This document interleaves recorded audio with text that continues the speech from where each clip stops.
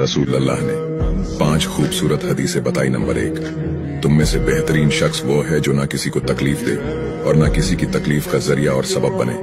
Number 2, जो शख्स दिन में 10 मरतबा सूरतुल इखलास पढ़ेगा, यानी कुल हु वल्लाहु अहद, ये पूरी सूरत पढ़ेगा, अल्लाह ताला जन्नत में उसके लिए महल बना देंगे। नंबर 3, जो शख्स हर फर्ज नमाज के बाद 1 मरतबा आयतुल कुर्सी पढ़ने का मामूल बनाएगा, तो उसके और जन्नत के दरमियान सिर्फ मौत का फासला होगा, यानी वो शख्स मरते ही सीधा जन्नत में जाएगा।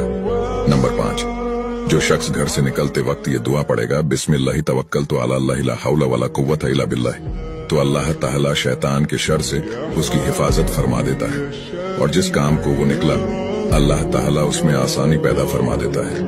नंबर 5, रसूल अल्लाह ने फरमाया, वो शख्स हरा भरा रहे, हंसता खेलता रहे, जो शख्स मेरी हदीस सुने, उसको महफूज रखे और उसको दूसरों तक पहुंचाए।